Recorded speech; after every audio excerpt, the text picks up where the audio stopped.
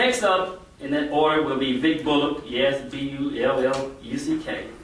So none of these names better be misspelled. Who is president of the Hollywood branch of the NAACP, and Vic is here in a dual role.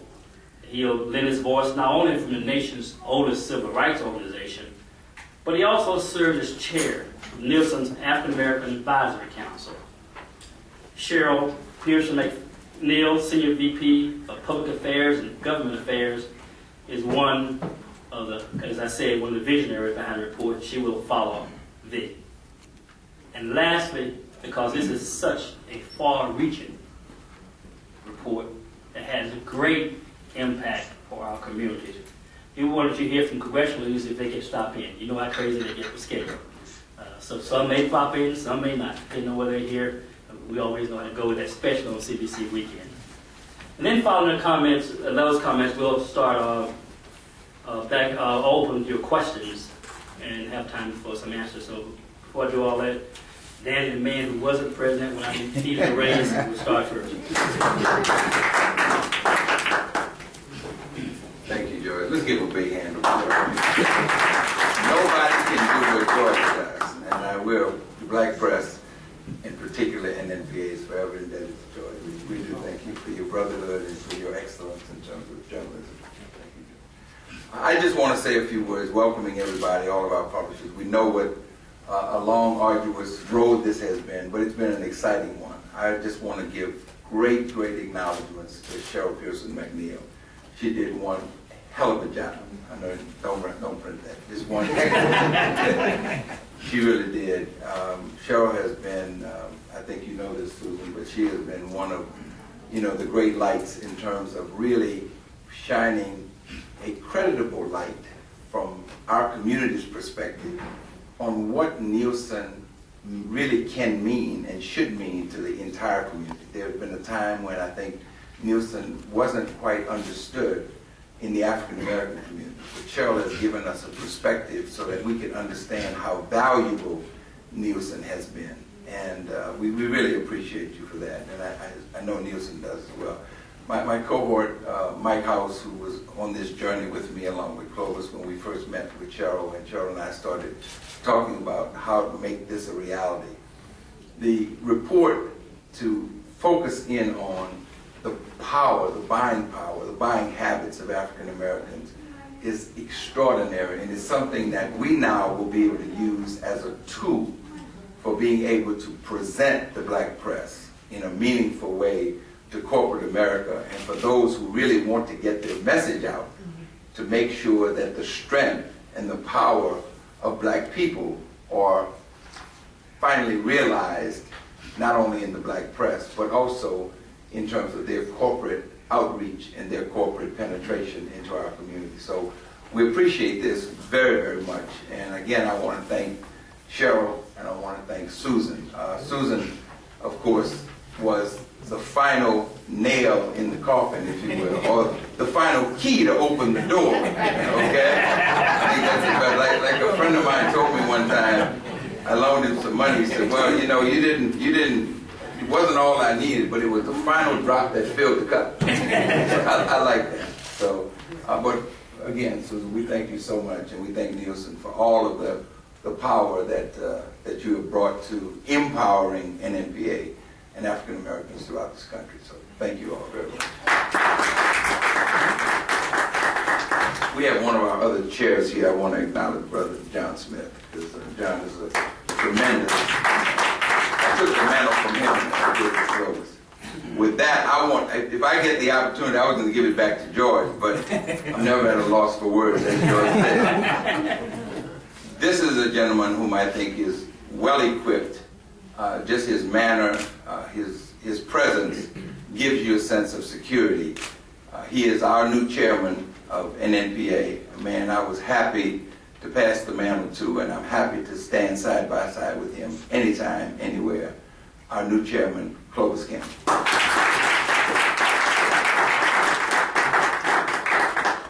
Well, good morning. It's always a tough task to fill Danny Bakewell's shoes, so I'm not going to try to fill them. I just want to slip my toes in the shoes. I know that he has a nice pair of shoes on, so I'm definitely excited about being around Danny. Before I go and start, I also want to acknowledge, I saw Dorothy Lavelle here, our past chairwoman, and also Mr. Tom Watkins, former chairman of the NNPA as well. So when we talk about, and our fellow publishers, when we talk about being surrounded by a lot of opportunity to have support, and I look at all the past chair people that I have with me, it makes it a lot easier to transition from African American consumers.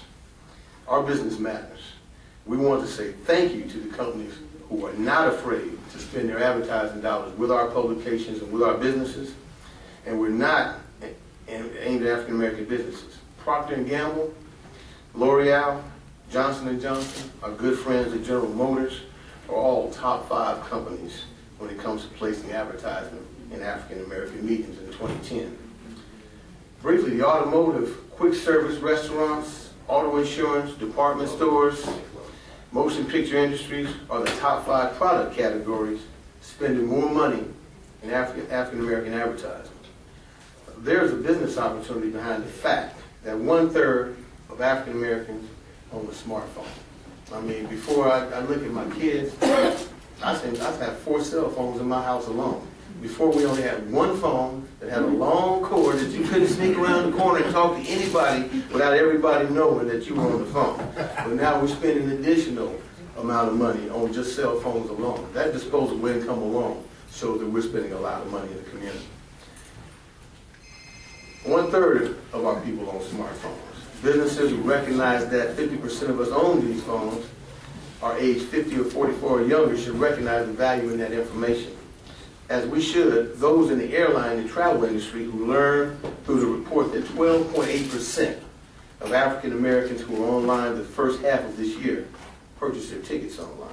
I know I did, and I can look around the room. I know Mike House is always on the computer, so I'm sure he bought all his tickets online.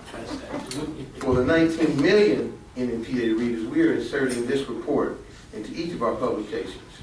We've made this commitment because we want you to know the true consumer power. We want you to feel empowered to do business with companies who appreciate you. We want you to know that the power looks like across many categories as possible, because each dollar you spend is important to the one you have. NNPA also wants you to know that Nielsen delivered the content of this report. Our good friend Cheryl did a great job, as Danny mentioned earlier, making sure, and her staff, to make sure that this report had the information that we could use, that we could share with our readers, and it's not the end, it's the beginning. We still have 2 other reports that will continue to follow this so that we continue to show the progress and the commitment not only that African American consumers have to our country and to our economy, but also the commitment that Nielsen is sharing with us in making sure that this information is out there. Nielsen was able to do so because people who look like me voluntarily participated in one of their surveys or studies. This type of participation is critical to the African American, and in turn, the American economy. When businesses know what we're buying, what we're watching, build stores in our communities, put people on our television shows, and ads who look like me, the businesses give back to our communities because they know there's value in African American consumer and the African American newspapers. African American consumers can't afford not to know this information. So I encourage all of our readers to read the report and understand its impact. As we continue to look forward in this Congressional Black Caucus weekend, there's also an opportunity to interact with our congressional leaders to make sure that they understand how important this survey is, how important our African American consumers are, and it's empowering us to come to the Hill, to talk to them and understand that we're here as a consumer, we're here as a base, and as our economy continues to get better under President Barack Obama, we'll make sure that the African American newspapers are there. I want to thank Nielsen, and I want to provide the NNPA and the publishers and readers alike for information about the importance of trillions of decisions we make daily. Trillions of decisions we make daily. We spend more money than many small countries in the world. I'd like to also now thank you again for this opportunity. We look forward to making sure, and I have to hold it up again because this report is important. very important to all of us, to make sure that you see this, read this, and pass it along. Because as we continue to grow, you'll see 2 more like this, and they'll have more information that you'll be more than happy to see. I want to take this time now to introduce Susan Whiting, the Vice Chairman, the Chief Diversity Officer for Nielsen, and our good friend. Susan.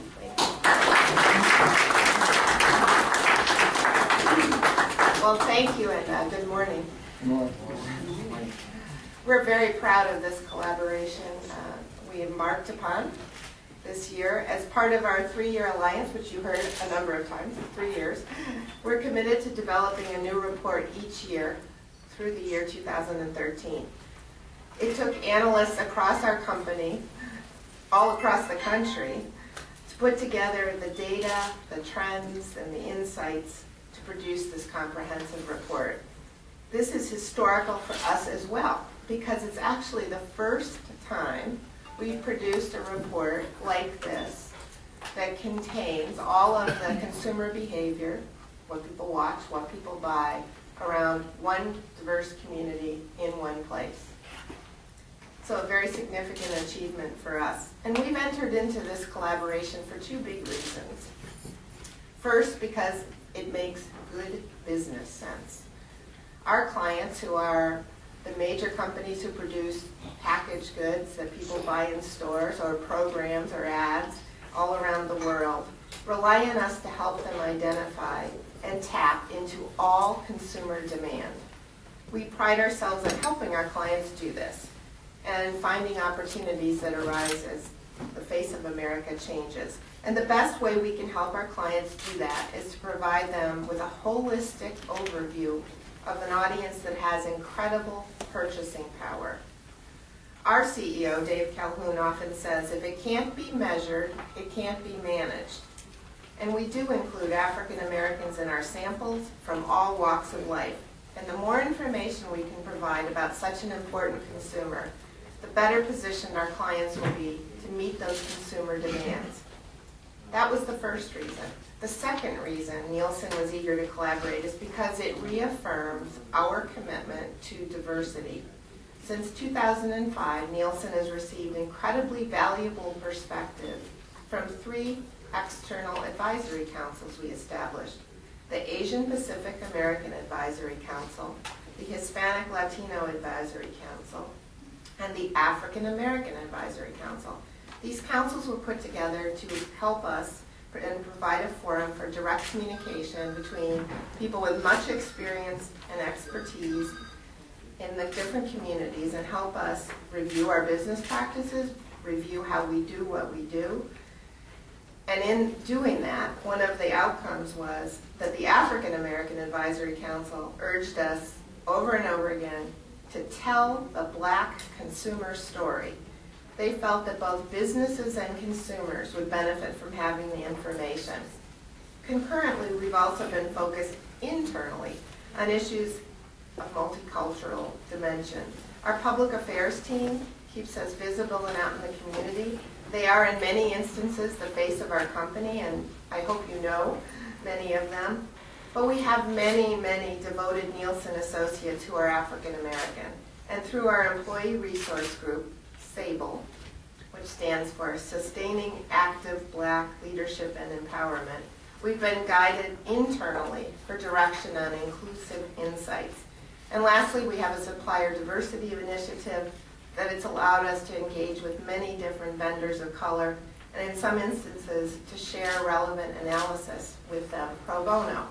So today's release is really a culmination of all of these things and all these factors, and collaborating with the NNPA to help us bring the report directly into African American homes across the country is a no-brainer for us.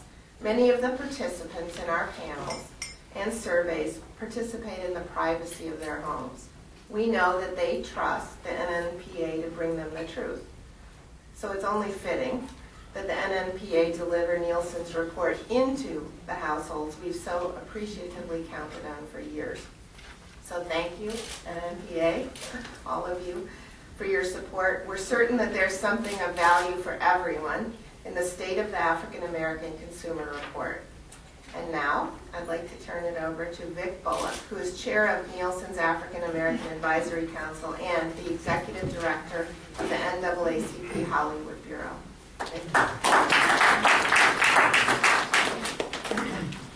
Thank you. I'm glad she clarified that I'm the executive director of the Hollywood Bureau and not the president of the branch in Hollywood. Thank you. Yeah, because the NAACP has 2,500 branches around the country, and they have two bureaus, the Washington Bureau, one of the oldest lobbying organizations in the country, and the Hollywood Bureau. So I really appreciate the NNPA for the support that they've shown the organization over the years, and in particular, the Hollywood Bureau, because I can speak on a personal note. I bring greetings from our chair, Chairman Rosalind Brock, and our president, Ben Jealous. They understand the significance and the importance of today's press conference and of this union between the NNPA and Nielsen. And I want to thank Nielsen for their support of our community and also putting together this release of the report with the NNPA. I've heard the words historic, and it truly is historic, and I think it's important, and I'm glad it's an ongoing relationship. I live and work in a very tough city, Hollywood, where everything is measured. How much you eat or how much you don't eat, your net worth, the ratings, the box office receipts, everything is measured down to the square footage of your house, how many cars you own, how many ex-wives you have, everything. Okay? So we understand the importance of measurement.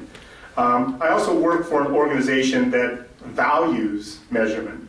The NAACP has fought for inclusion since we were founded in 1909, and the NAACP's principal objectives have remained the same: to ensure political, educational, social, and economic equality for minority citizens in the United States, and to eliminate racial prejudice. It is the economic equality portion that has attracted me to working with Nielsen and being part of the African American Advisory Board. And Susan is right. When we realized the valuable information Nielsen had on the African American community and consumer, we knew that this was a story that had to be told. So we're really excited that the NNPA is getting this story out, not just to the community, but to, all consumers, because as Clovis mentioned, $1 trillion. And I think that makes us, we would be the 16th largest nation on the planet of the earth. So that's, significant. It's noteworthy to see that $69 billion were spent in television advertising in 2010. And 12.5 million African Americans tuned in to watch the Super Bowl, making it the most watched Super Bowl in history. So economic equality means that these numbers have to move beyond the pages of this report and back into our communities and into the corporations of America. Economic equality means that now that we have these numbers, we need to have an honest discussion about the relevance of this information in order to secure jobs and inclusion in all the industries which we support and we are consumers of. And regardless of whether you think that watching television or going to the movies is frivolous or not, they are both big businesses. The movie industry generated $12 billion this year. The report cites the top 5 African American movies, and 3 of them are Eddie Murphy movies, okay? Which, no surprise why he's hosting the Oscars. They want those Super Bowl numbers. And the top 2 were Will Smith movies. Bad Boys 2, which was number 2 and grossed $139 million, and The Pursuit of Happiness, which was number 1 and grossed $163 million. I don't think it's a coincidence that The Pursuit of Happiness is a favorite African American movie. It's this pursuit that, despite today's economic struggles, that African Americans and every Americans we strive for. And while happiness means different things to different people, each person, I'm confident that when companies and corporations appreciate the magnitude and the significance of this report, they will understand that they need to bring that support back into our communities, and that will help define happiness within our communities. Now it's really my pleasure and honor, because I've worked years now with Cheryl and the Advisory Council, and I know there are members here. I think Cheryl told me she wanted to recognize you, but I want you to know that what they say in Avatar, I see you. So anyway, I'd like to introduce Cheryl Pearson McNeil, who along with dozens of Nielsen analysts helped bring this report to life. Thank you very much.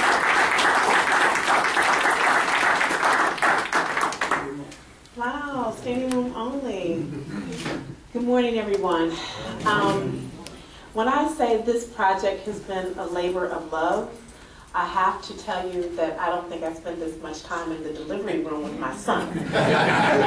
This report really is a valuable piece of communication that I am so hopeful that your companies, your organizations, your businesses will be able to utilize to help tell the African American story, consumer story.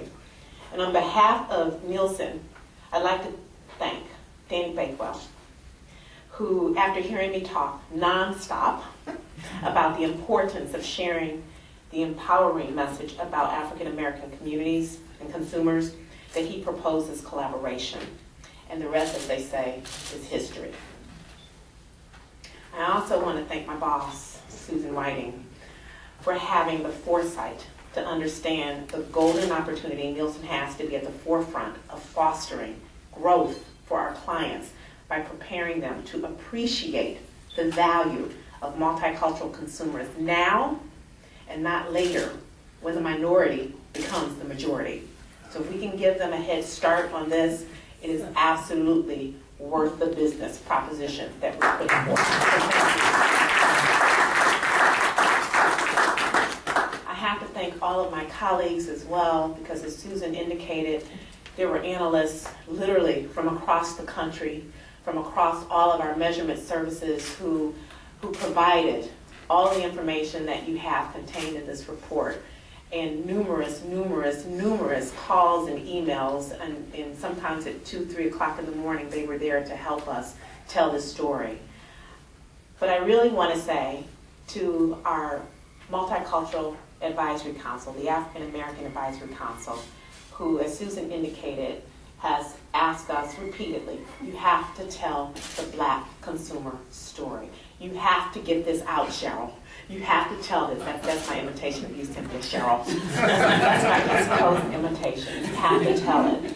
And I want to call and have you stand up just so the NMPA and media actually know how important and relevant the African American Advisory Council is. And we have Cynthia Perkins Roberts here, who is with us from Cable TV Ad Bureau. We have Matthew Barnhill here from BET.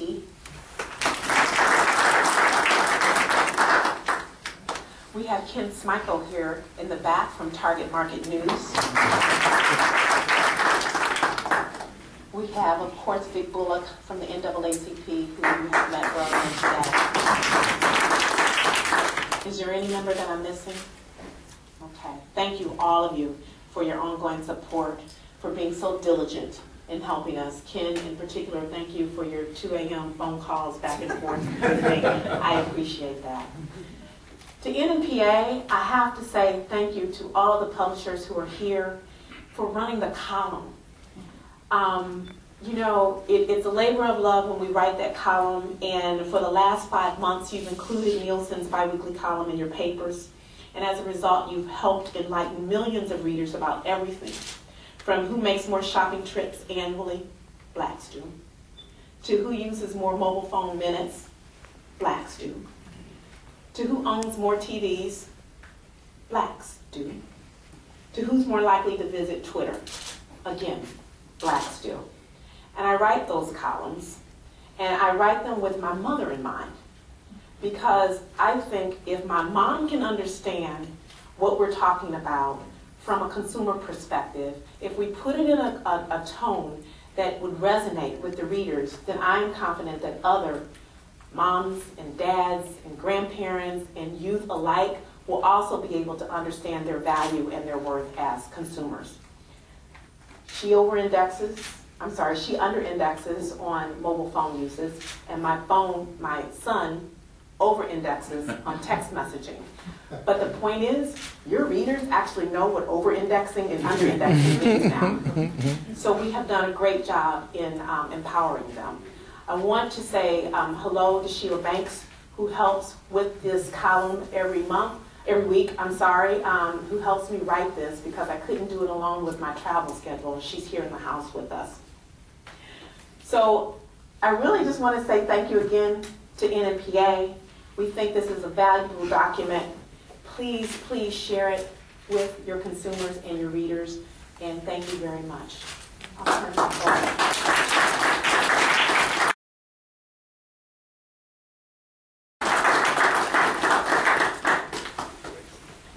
Thank you. Let me ask the publishers who are not standing to join your fellow publishers and stand, please, so they're over here. A lot of you just came in.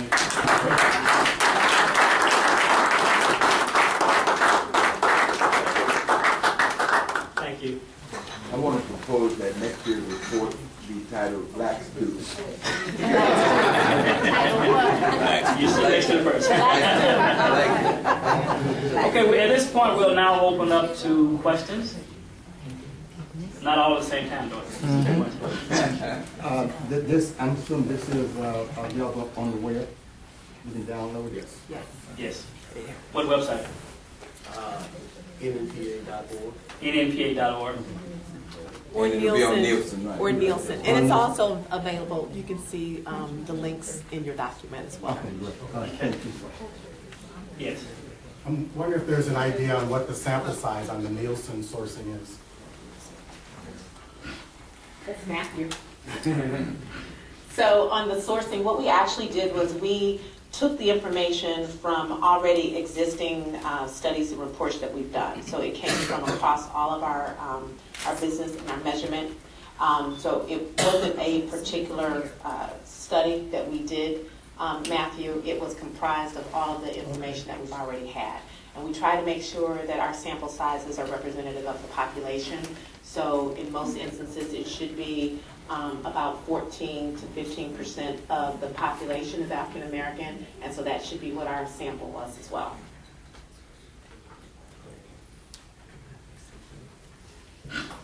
Good afternoon, I'm Hazel Trice-Anthony with the Trice-Anthony Newswire. And I just first want to congratulate NNPA for this major feat. I would like to ask $1.1 trillion by 2015 for Black people. How do you plan to creatively use this information to empower Black people and Black newspapers? You know, Hazel, I knew you were going to ask a question, so I was already prepared for you. But, you know, when we had, and when Danny had the vision of what we were going to do with this information, we thought about every time we go and talk to advertisers, Fortune 500 companies, there's always the possibility of them asking us, well, where'd you get your source of information from?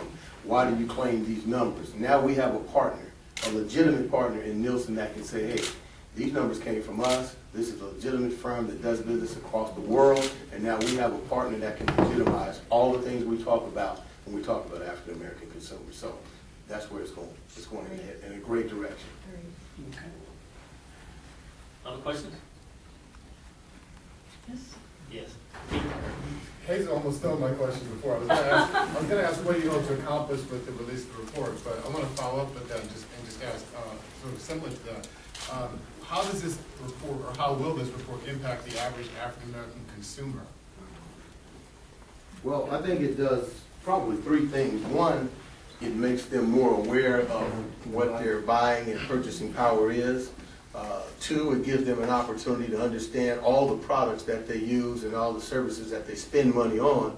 And three, it's going to give them the opportunity to empower themselves to be more assertive when they go to spend their dollars and make sure that people understand and respect the fact that we come to your stores, we spend our dollars, we make sure that your businesses are in business. So it's an overall effect that happens from it. And I think that as you see in the future, more people, like Cheryl said, they know about over-indexing. I didn't know about that until I read the article. So it's always good to know. It's good information to have as a consumer. Dan, let me say also, I think it'll allow us, the black press, to continue. It will allow us, the black press, to continue forcefully the influence that we have in terms of making the voices of black people recognized and respected throughout America and internationally, if necessary, when necessary. Because what it will do is it will substantiate, and in the minds of black people, the power that we have based on the money that we're spending, and specifically allow us to direct our recognition to certain companies that we're spending that money with. And when those companies recognize the kind of buying power that we have, it then gives us more influence with those companies. And of course, the reverse of that is that to the extent that they're not supporting our community, then why should we be supporting them? I knew you were going to make that last point. Yes. My name is Wallace Gator Bradley from Chicago. You know how much money we spend, yet no one wants to give the power to our black media because of the money that we spend. How do we generate the money that we spend with the power that we have to deal with the issues that affect our community? Like the senseless shootings and killings that happen in our community. When we know that, I'm just speaking about Chicago, #1 murder capital of the world, I'm not happy with that title. But when you have a president that's saying, when you have a mayor, used to be the chief of staff, say how much power he has with his phone, he can call here, he can call and do this, things, I want to know what the power that we have, the buying power that we have. We should be able to leverage that.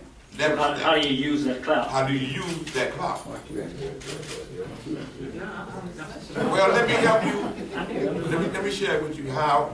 Hold on, let me get somebody to address your question. I know how to answer it. No, we'll drag him up here.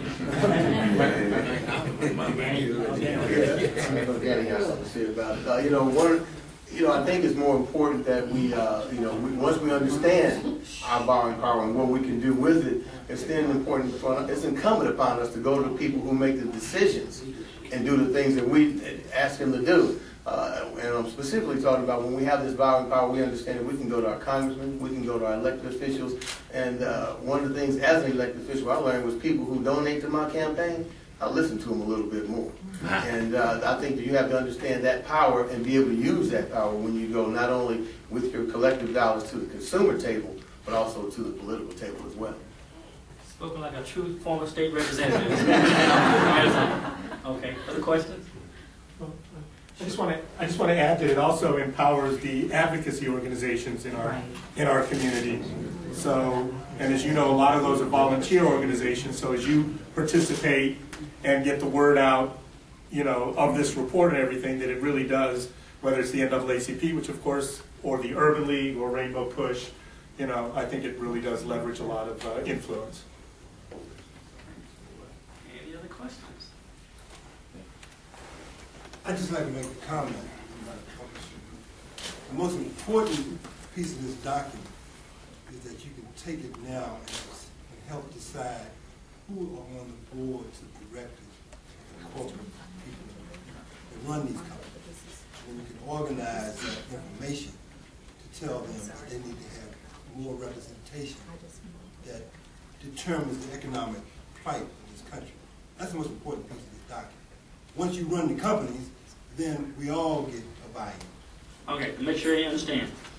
One possible follow-up is to make sure you identify at least African Americans, but others as well. People who come on these major boards of all top Fortune 500 companies get this information. Not only that, expect them to act on it. So that's a good follow-up point. It won't just get lost. I'd just like to make a comment that we've had the numbers for years. The fact and what is really important about the numbers coming from Nielsen is the reputation of Nielsen as being an advocate of positive research, and you can depend on their research. So I think really it's what we make out of it being what it is, that we have a power, we have community power, but we also have Nielsen's assurance that the statistics are true and valid. And nobody questions that. Okay. Final questions?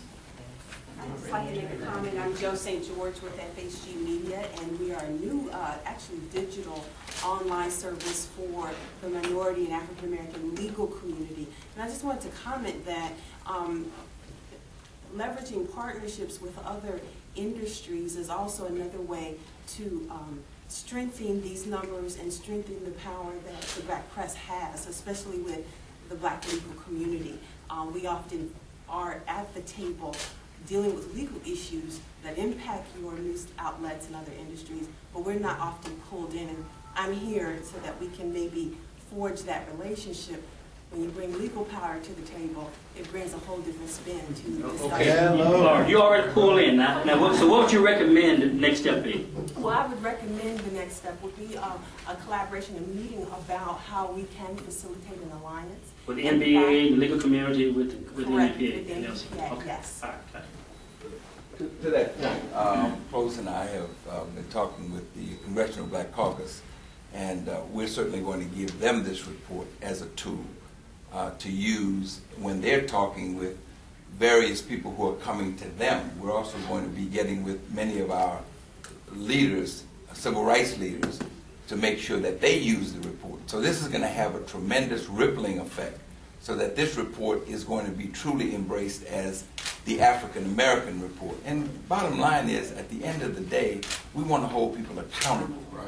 You know, we spend our money. We expect you to be a good corporate citizen and return a fair share to our community at all levels. If we represent 25% of your market share, then it's not unreasonable for us to ask for 25% return to our community. People ask me all the time, what's the ROI that we're getting? It's probably like 1,000,000%, because we're giving you all of our money and we're getting nothing in return. So we understand the dynamic of this report. We understand our ability to influence Black America with this report, and we intend to do it.